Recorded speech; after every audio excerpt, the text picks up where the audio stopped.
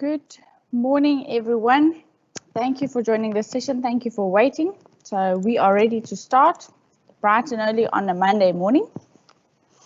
So this first session, in the next slide, I'll just explain the few extra sessions that we will have today. But this first session really focuses on an introduction into Teams, both for educators and students. So we will swap between the two. So we will show the different views that an educator and a student will have. So just good morning from me. I am Cindy Ellis. With me on the call is Andre Venter and Dirk Prinsloo. So on the other side, they will be able, or they will help me to answer some questions.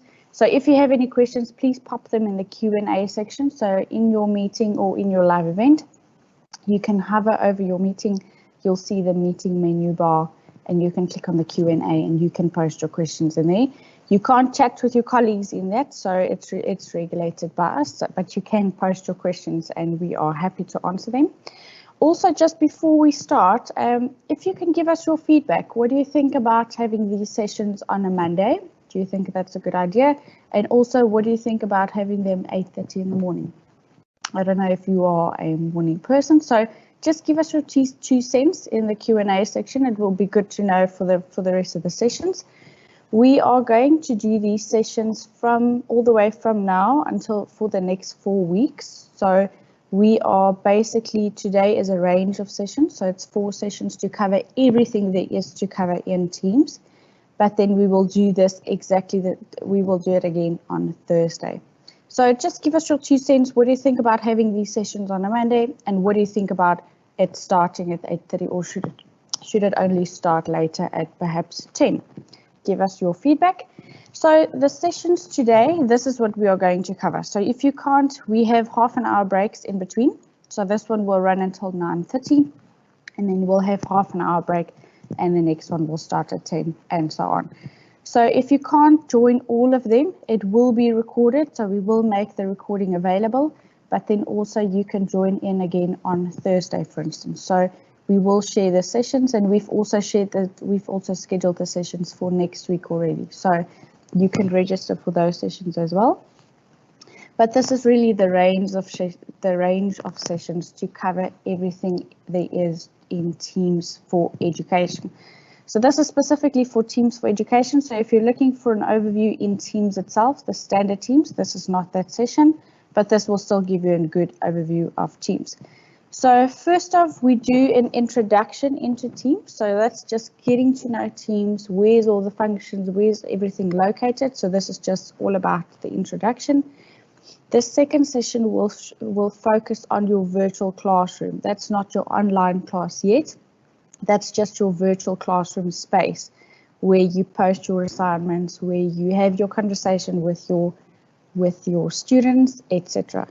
And then the third session will focus on assignments and grading. So that's really where we dig deep and we create assignments, we assign rubrics, and that's where students can submit their assignments. And you can also do all sorts of cool things on that. And then we can actually grade the assignments in Teams. So we'll focus on that. And then lastly, we will focus on how to set up, how to join, and how to host your online class, especially during this time that we're all sitting at home and working remotely. So how to do this in Teams. All right.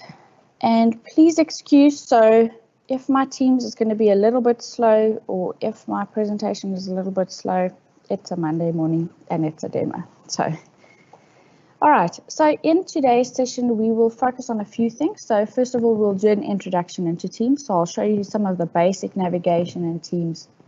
I'll take you through all the different functions.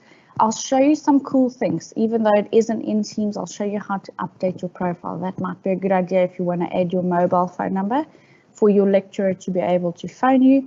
And then I'll show you all of the different functions there is in Teams and where to find what. So this will really be an introduction.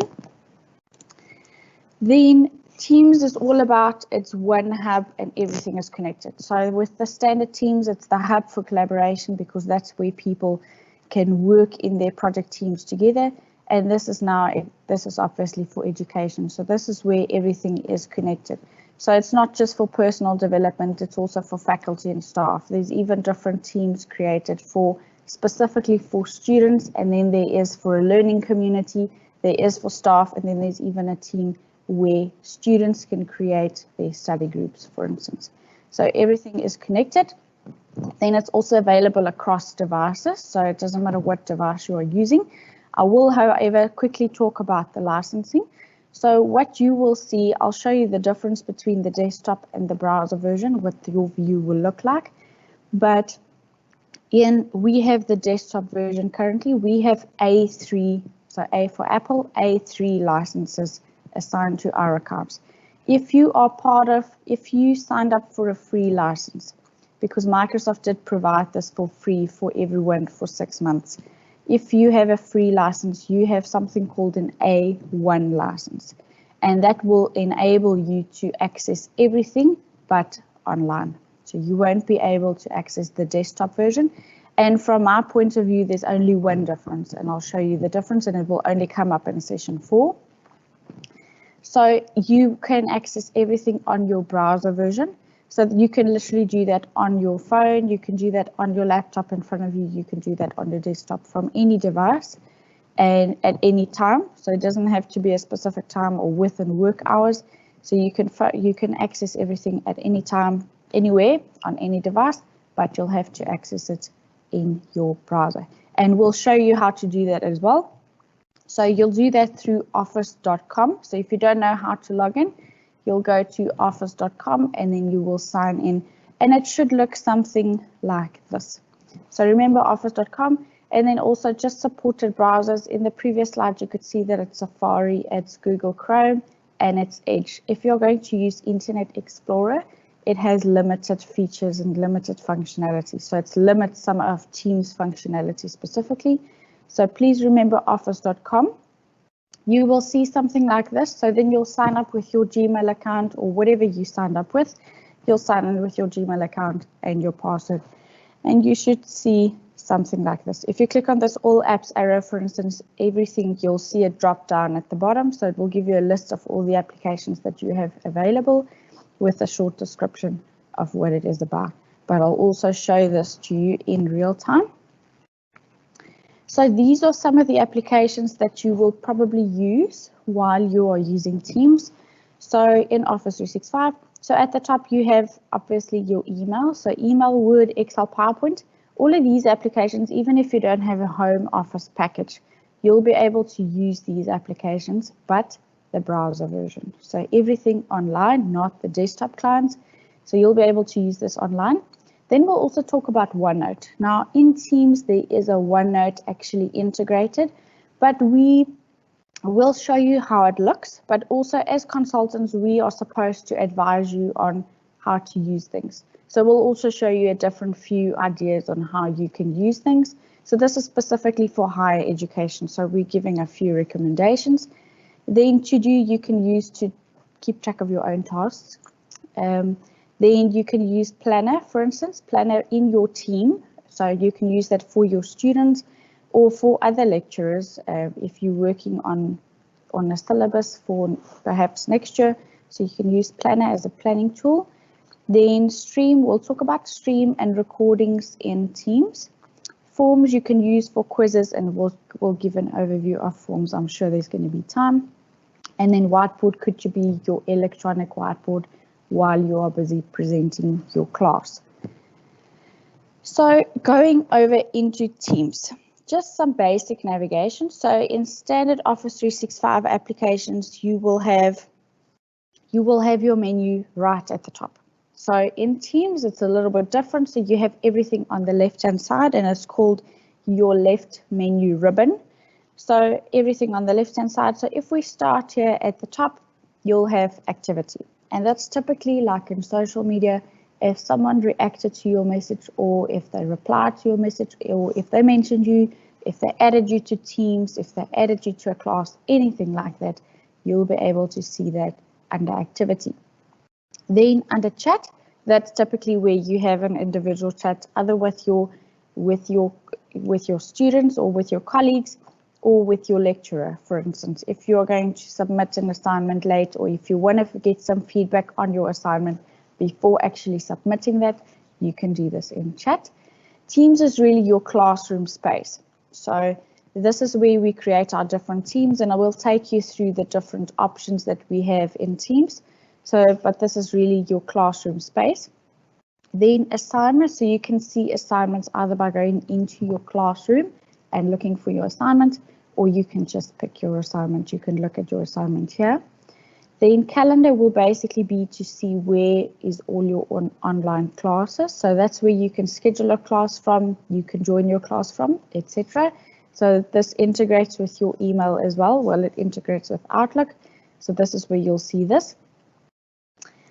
Then we also have calls. So you will be able to make voice and video calls, but web to web. So if I have it open in my web browser and my colleague X has it open in his web browser, then I can call him via Teams. All right, so this is voice and video calling, web to web, if you have the free A1 license. Then at the bottom, files will just give you an overview of all the latest files that you have uploaded or downloaded, or notebooks, for instance, that you have uploaded or downloaded or edited within Teams. And then at the bottom, we have a few apps, so we'll talk to that. That's typically where you add planner or forms, for instance, as a tab into your team. And then we also have a help button.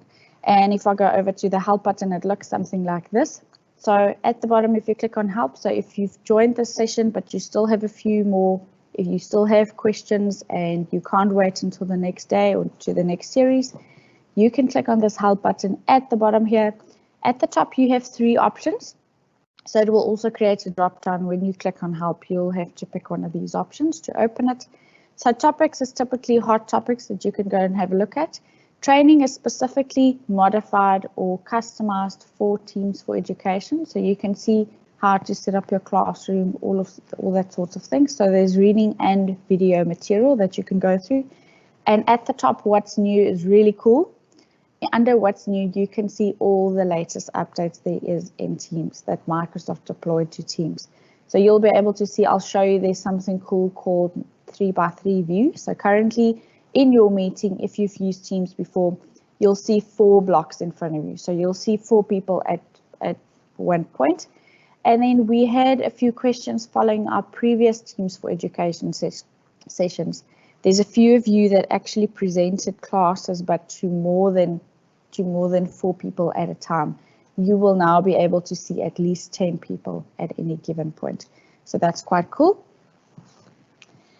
All right, so I'm going to go out of my presentation. So those are the slides for the next session.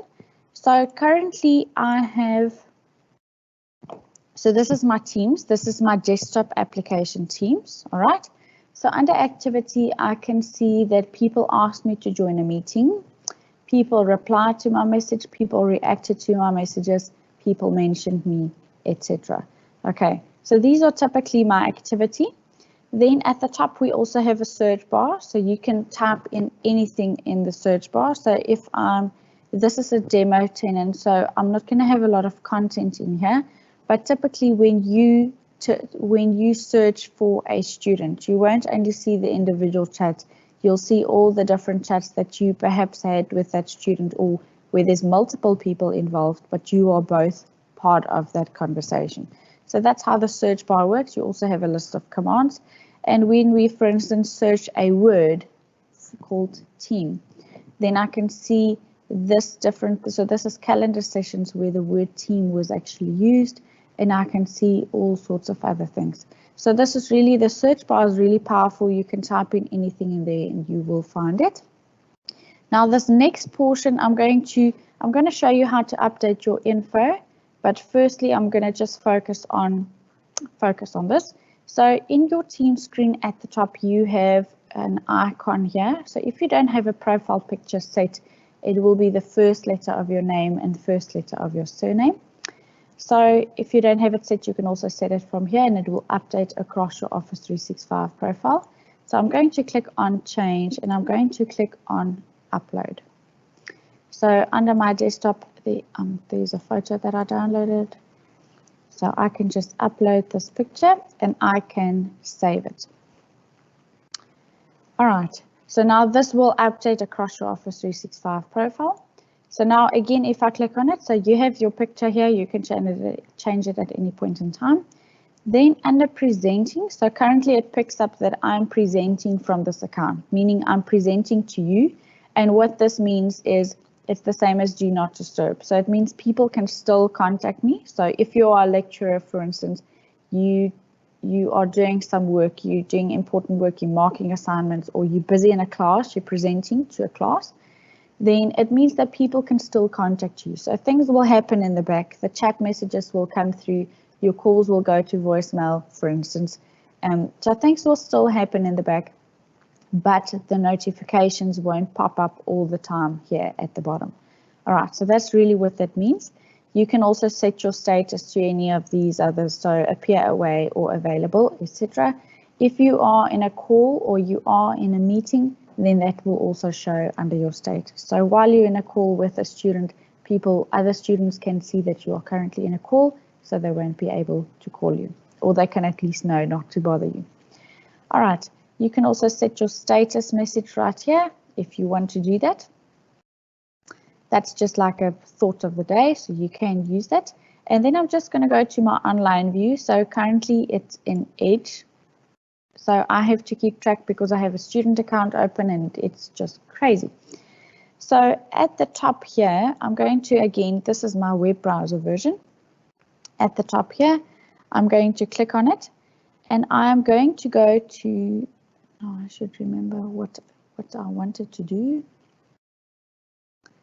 All right, those are just a few of your sessions. So you're going to go to office.com. Remember I said office.com. So it's really as easy as I'm going to type in office.com. It really is this easy. If you remember your credentials, for instance, you won't have to type in it in each day. So you won't have to sign in each and every day. So over here, we are going to go to my profile. So the same in Teams, this is just in office.com. So in this icon, I'm going to click on my Office profile. And once it opens, what we want to do is we want to update our information. So then our lecturer can actually see our mobile number, or if there's anything wrong, he can just get in contact with you directly. So we can so you can see this picture I actually updated from my Teams desktop client, but remember I said it updates across your profile. So we can click here on this icon called Update Profile. Now you update your profile basically in Delve. So remember Delve. So at the bottom here, we can also add our birthday. So I'm just going to add a birthday here. So I'm happy with that. And then I'm also going to add my mobile number. All right, so I'm happy with that. Now, at any point in time, my teacher will be able to hover over my name in Teams, because remember in Office 365, everything is integrated. So my teacher will be able, or my lecturer will be able to go and hover over my name, and he will then be able to see my mobile number. Okay. All right, so I'm going to close this and back to Teams. So we spoke about activity. This is where you'll see everything that you missed. Then under chat. So this is your chat space where you can either chat with one specific person, so either your lecturer or another fellow student of yours, but then you can also chat with anyone else and you can add multiple people. So we can see the recent chats in here. So at the top, you have this button to start a new chat. So we will start a new chat. I'm just going to type in Joe. So let's say I had a whole chat list and Joe was all the way at the bottom. Instead of just searching for him, I can just type in Joe Soap. And I can start having a conversation with a specific student of mine. So at the top here, this is your default settings. So this is your default menu when you are in a chat with someone. So at the top, you have chat and you have files. So this is typically where all the files that you are uploading to the student, it will go and live here. Then we also have something called organization, but it won't work for Teams for Education because it's not set up that way. And then we also have this plus sign over here, and that's where you can add a tab. So these are Microsoft tabs, for instance, and then you also have a list of third-party applications that you can add in. So you can, for instance, if you and this specific student, if you normally edit an Excel spreadsheet together, then you can add the Excel, you can upload the file and you can add the Excel tab at the top and you can work on that together. But we'll focus on that a little bit later. So currently under chat, so this is at the top next to this student's name, we have these few options. And then over here, we also have these options. So you don't have to go all the way to calls down here. You can just click on video or voice call from here, and you can also share your screen. So if you're familiar with TeamViewer, you can actually share your screen. You can grant the person on the other side control, but I don't think you'll ever use this in a higher education space. You can also add multiple people. So if we go over here, we are going to add, let's add Jane as well, because I have Jane's Teams open in front of me. So let's add Jane. And now I can see that I'm currently having a conversation with both Jane and with both Joe. All right. Now at the top, you still have chat in your files. So this is now where you can start posting your messages. If I can type. All right, so this is where you can post your messages and your students can reply to you and you can collaborate in this space. So at the bottom, you have a few options and I'll focus specifically on this format one later when we are in Teams. So over here, you have this format to change the format of your message to bold, italics, underline, any of these, just to make it more to make it look nice if you're going to use bullets, etc. So if it's going to be a paragraph, you can use that format option. Then you also have a few delivery options. So either a message is standard, so it looks like this message over here at the top, or a message is important and it will highlight it as red. So it will look like this, and the student will also receive a notification that there was an important message. Or you have something called urgent, and these are typically for those students who's not replying to WhatsApp messages, who's not responding to you posting the assignment. So urgent messages will send the recipient a notification every 2 minutes for the next 20 minutes. All right, so you can use it or until that person has opened that message. So if the person opens the message after the 7th notification, then the notifications will stop. So this is also an option to do, and it will look pretty much the same as important, but you'll see a bell next to it. So we can test it, I suppose. And it has a bell next to it, and then this Joe won't receive a notification because he's already seen it because he's currently online, so I can see he's available. Then next to importance, I can see this paperclip, and this is where I can upload files. And while you would upload a file in the chat rather than in files, it just provides a little bit of a reference of what document you are referring to. So you can imagine if someone is telling me, please can you review this document, or please can you review my work before I submit my assignment, then the lecturer would ask, but where's the document that you are talking about? So it's just easier to upload a file in here and then just reference to it. So I'm going to click on the paperclip. So you can either upload it from your computer, but you can also drag and drop. So I'm just going to open my files in here. So you should be able to see this. And if we open this, I'm just going to, let's just upload this file. So now I can also drag and drop, and then I can ask Joe. So like in social media, you can also tag the person that you are busy talking to. So Joe, and if I click on it, so I'm going to show you a trick. If I click on it, it highlights both the name and the surname. So this person will be tagged, but sometimes you don't want to talk this in such a formal way. So you don't want to say, Joe Soap, please review this document. You just want to say, Joe, please review this document. So you hold in the shift key All right, so I'm going to do this 2 times. You hold in the shift key and you click on backspace.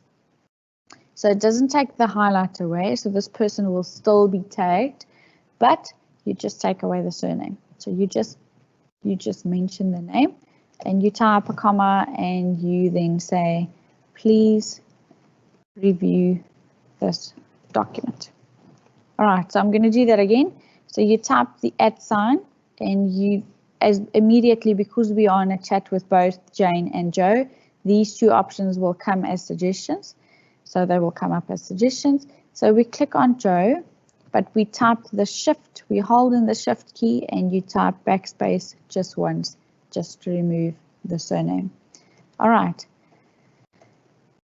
So now, testing again. All right, so this is great. Then also you have, once you send messages or once you receive messages, if you hover over the message, you'll see a list of a few reactions. And we normally, in a workspace, we normally use the thumbs up because it will just give me, especially during a day where I have lots of meetings and I don't have time to get to everything, I could just hover over a message and just thumbs up that I have seen it. It's just like an acknowledgement that I have seen it and I will get back to you later. But at the moment, I'm just a little bit busy. All right, so you can use the reactions button as well. Then at the bottom here, we have emojis. So next to the paperclip attach option, we have a few emojis. So a list of standard emojis that you can use. Then we also have GIFs. So I'm sure if you type in homework, you'll see all sorts. There's literally a GIF for everything these days. And then you also have a few stickers. So these are literally, you have everything. So you even have, there's robots, there's leaves. So there's a lot of things. So I don't know if you'll ever use this in your space, but it is available for you to use. You can then also send a praise to a colleague. So you can do this in a team space as well. So you can send a praise to someone. So we can say for being an overachiever, and we can just say this goes to Joe, and add your custom text in there. You can preview it. So this is what it will look like, and you can send that off. So this will go to the same meeting chat. Then I remember from previous sessions, we had a few questions on can you delete messages? So if I hover over this message and I click on the 3-dot ellipsis, so the 3-dot ellipsis always means there's more info. So if I click on the 3-dot ellipsis and I'm going to go all the way down to delete, I can actually delete my own message. So this was something I sent. If I hover over this message that Joe has sent, so if I click on the 3-dot ellipsis, I don't have the option to delete this. All right. So you can't delete the messages that the other person has sent to you, but you can delete all the messages that you have sent. Now, all the way in my chat menu, if I go to this 3-dot ellipsis, I can't delete this specific chat. So, but I can hide it. So especially if your list becomes quite long and you are not using all of your chats, like for instance, this meeting that I had here, I would just like to hide this because I'm not currently using it. So it just provides it just sends it to the back. So if I click on Joe's chat, for instance, and I go to hide, it still saves it, but it's just at the back. So it just declutters your chat menu. So at the top, if I click on new chat and I start a chat again with Joe, I'll see all the chat history there is, but I just decluttered my chat menu. All right, so that is basically chat. Then we go over to Teams, and this is really where it gets exciting. So this is a list of all your teams. If you have the same with chat, if you have hidden teams, you'll see a little drop down here that you can collapse. Then you'll see all your hidden teams as well. So these are some of our teams. And at the top here, if you click on join or create a new team, so we'll show you how to actually generate a code, because it becomes difficult now where you don't have all of your students' email addresses in front of you. And if you have to add them to a team, you'll have to add all of the email addresses manually. So if you have them in a group that you can just fire off an email to, you can just give them the code to actually join the team. Once you have that code, you'll enter the code in here and you'll click on join the team. So that's where you do that. Under create a new team, once we click on that, we have a few different options. So first of all, this one is probably the most common team and the most used team. So this is your classroom, and this is where your lecturer will set up your class. They will add the different channels, and we'll get to the difference between teams and channels in a moment. Then you also have a professional learning community. So that's typically, let's say, if you have a group of lecturers that they all do the lecture in Economics 101. So then they will probably create this group and they will add all the materials that they are all working on. Some are interesting materials that they're sharing with their students. They can all add it in this team. Then you also have a team over here for staff specifically. So this could either be for the whole science building. You can add all the staff members to this, or it could just be smaller groups of staff really. And then you also have other, and this is typically where students can go and they can create study group, or if they're going to work on a project together this semester, then they can actually just include all their team members and they can work on a project within a team. All right.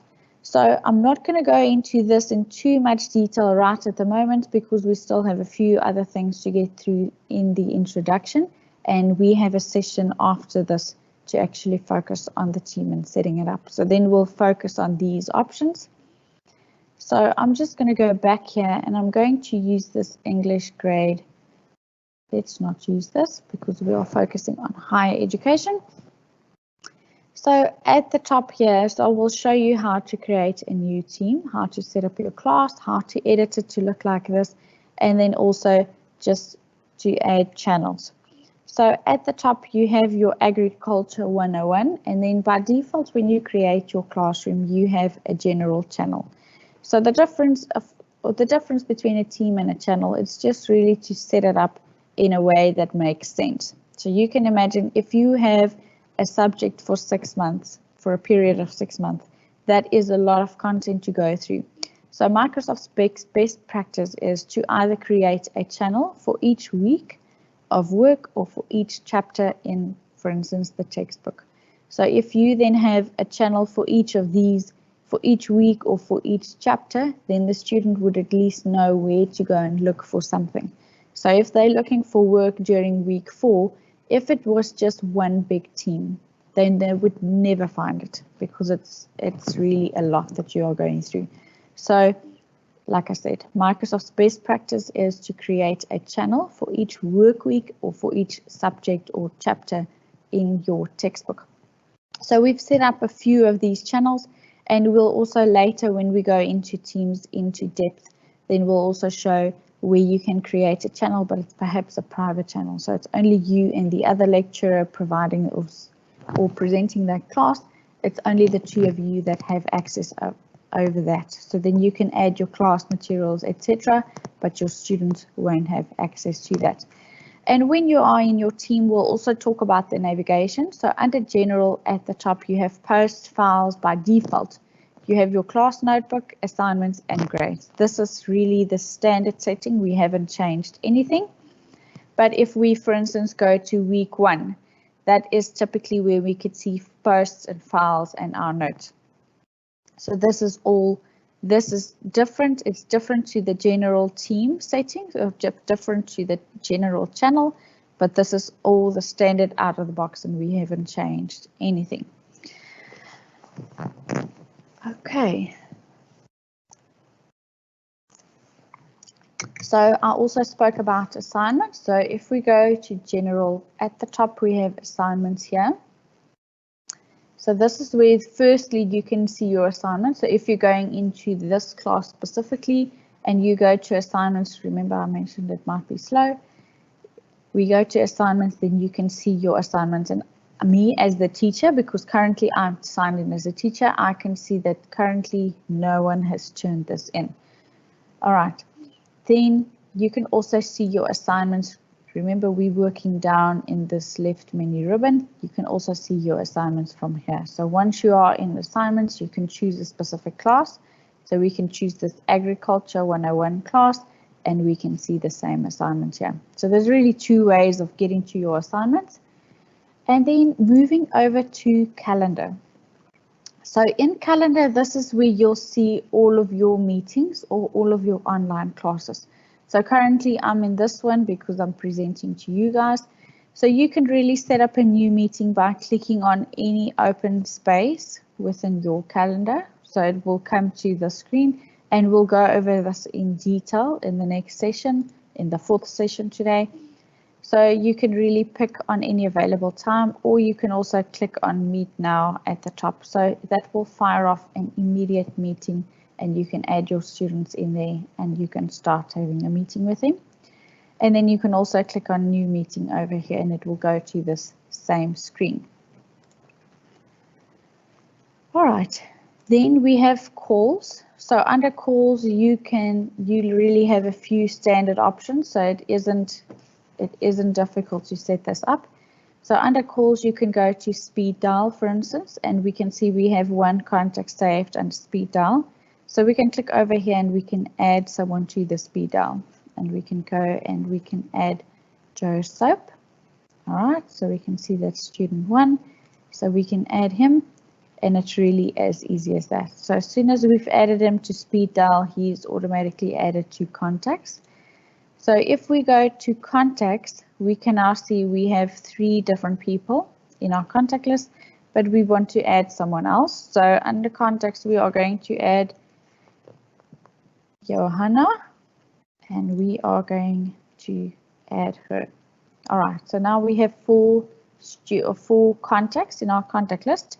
You can also fire off video or voice calls from here, so however you choose.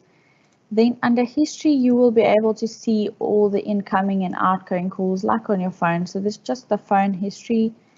And then under voicemail, you will be able to see if you have any voicemail. So if someone tried to reach you but couldn't get hold of you, you'll see this under voicemail. Then to make a call, all the way down at the bottom here, we can type in Joe's name. All right, so Joe's name. And we can click on either audio or video call. So as soon as you have the name here, you can fire off a call to that person. So it is as easy as that. Then we'll go over to files. So remember I mentioned this is all the latest files or notebooks that you have accessed or downloaded or uploaded or edited within Teams. So especially if it's a document that you've accessed, that your lecturer uploaded a document and you've accessed it yesterday, but you can't remember where you found it. You can just go to files and it will give you an overview of all the latest files that you have accessed. Then all the way at the bottom, we are going to help. And then under help, we have a few options here. So topics, training, and what's new. So under topics,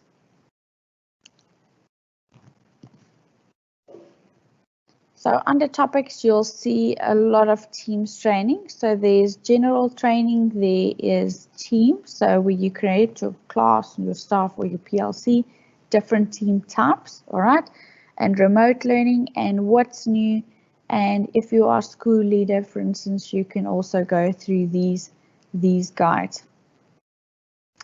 Then we can also, so I can suggest this. So to download the quick start guide in Teams. So I'm going to just click on download, and then I'm going to show you what that looks like. All right, so while that loads, I will just go through. So this quick start guide gives you the basic navigation in Teams, and it just gives you an overview of what to find where. So it really serves as it's a good start when you start using Teams. Then under training, you will be able to, once it loads, you will be able to see there's another quick start guide, and you will be able to see the introduction, and everything is slow, it seems this morning. We can see getting started. So to join or to create a team, for instance, we spoke about that, to manage your team members, etc. So there's really a lot of materials here. Here's your online meeting that you can conduct. So there's really a lot of videos that you can actually go through. So there's a lot of materials that you can go through. And then under what's new, I really like this space because it gives you an overview of all the latest developments that Microsoft has done to Teams, with a description of what it is about and even with the date of when that update was released. Okay, anytime now will be good. While it loads, let's go to the quick start guide. So you can download this under help. So under either the topics or the training section, you can download this. And it's a few pages, and it just gives 18 pages.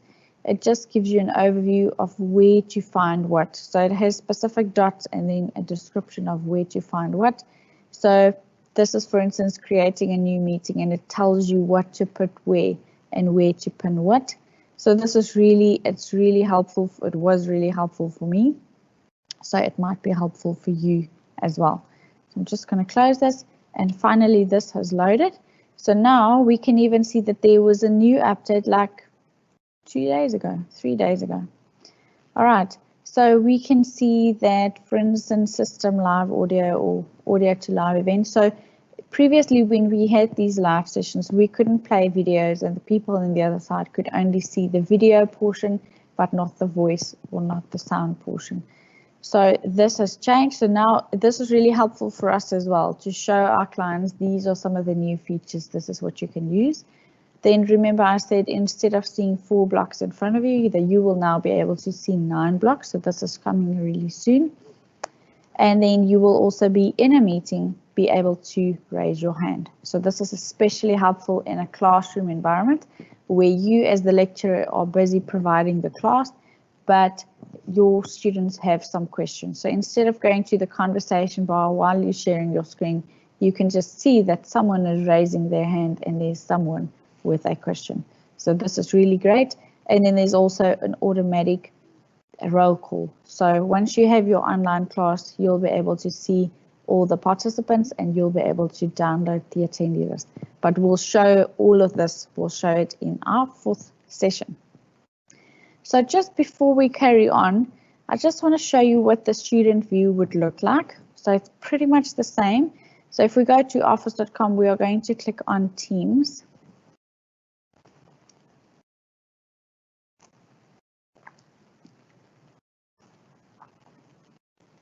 And because it's Monday, I'll have to sign in again.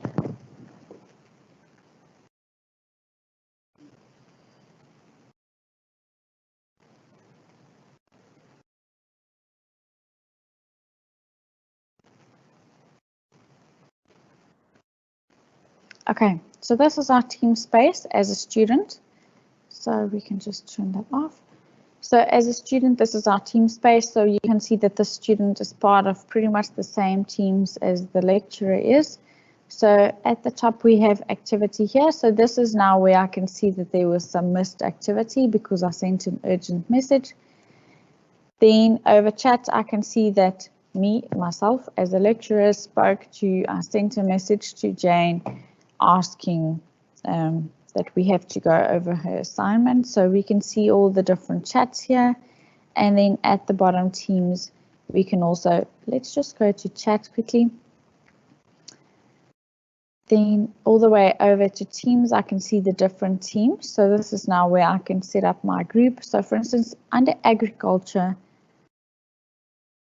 there's a few differences, but we'll focus on that in the next class when we talk about specifically classes. So at the top here, you have your class notebook and assignments and grades, but notice that that plus sign is not there. So your student can't change the way that your team is set up. So they can't add tabs to your channels, for instance. So if you wanted to add a planner board in here, you can do that as a lecturer, but you can't do that as a student. And under class notebook, like I said, we'll go over this in detail, but I just want to give you an idea of what it looks like if you are a student. So under class notebook, the lecturer would have a view where they can actually see the entire classes, so everyone's notes. So once Jane or once Joe is taking their notes, then I have to set it up. So when your students actually take notes in this class notebook, then you will be able to see it, but the students themselves will only be able to see their notebook pages. All right, so this is their standard navigation, and in week 1, for instance, they have exactly the same content as we have. All right, over on the lecturer side. And then assignments would look pretty much the same, so they can go and search through their classes to find an assignment. We can go over an assignment because there's actually an assignment that I've uploaded under agriculture. So I can see here, so currently on the lecturer side, I could see that 0 out of 4 students handed this assignment in. But on the assignment side, or on the student side, I can see that there's 1 assignment, and I can see that it counts out of 100 points. And when I, for instance, open this, then I can see the practical, so I can see what the title is of this assignment. I can see the supporting documents, so I can see the reference material, and I can see the points, and I can even open the rubric to see what am I getting points for. Now on this teacher side, if you go over to assignments, remember now Jane opened this assignment to see what it is about. And on the teacher side, if you go to assignments, you will be able to see, once we click on this, you will be able to see that Jane actually viewed the assignment. So she opened it, she viewed it, but she hasn't turned it in. And we can see all the rest, they haven't actually turned it in and they haven't even opened it. All right, so this is quite cool just to see how many of your students are actually serious about this, or if they've spent some time on it already, or if you need to remind them. So again, back on the student side, we can just go to back, so we don't have to turn this in now. We can do this later. And then under calendar, you would have the same view. So this calendar is quite open because the student clearly doesn't have any meetings or any online classes, but this student can also schedule a class for instance, or schedule a meeting for instance, the project team members, and they can work on their project. And then the same with call. So this person will have exactly the same function, so you can still add someone to the speed dial list or to the contact list. You will still be able to see your history and you'll be able to see your voicemail. So pretty much the same as a lecturer, and in files you'll have exactly the same notebook or same file structure. So you'll see all the latest assignments, for instance, that this person has uploaded, or the latest notebooks that they have accessed. And under help is exactly the same option. So this is standard. So if you as a student, if you even have questions, you are welcome to go to help, and you should be able to find your answer in there. So under help. So from a Teams perspective, or from a Teams introduction perspective, this is pretty much it. So in the next session, we will focus on specifically our team space, and this is where we will create different, let's just go over here to all teams. So in the next session, we focus on teams, and we focus on each one of these teams individually. So the different teams that you have, and then once you have set it up, how to customize it, how to change your settings, how to share it via team code, and then just how to set it up, what you can do within your team, how you can edit your message, for instance, how you can post powerful messages, all of those things. So we will focus on that. Session 3 today will focus on assignments here. So we are basically focusing on these 3 things in the left menu ribbon. So session 3 will focus on assignments and grading specifically. So how to create your assignments for lecturers, how to create your assignments, and then for students, how to submit your assignments, how to read it, how to submit it, and then again for lecturers, how to actually grade it, and how to just see at the end of the day, what will the students' view of the grades be, and what will the teacher's view of the grades be. So we'll focus on that in session 3. And in session 4, we will focus on our calendar, how to access or how to set up our online class, how to join your online class, and then also for lecturers, how to host it, and what are some of the things that you can do while hosting your class. All right, so that was it from me for this first session. So we will take half an hour break and we will be back at 10. So please join us for the next session when we talk about teams and our classrooms. So thank you very much for joining. See you at 10.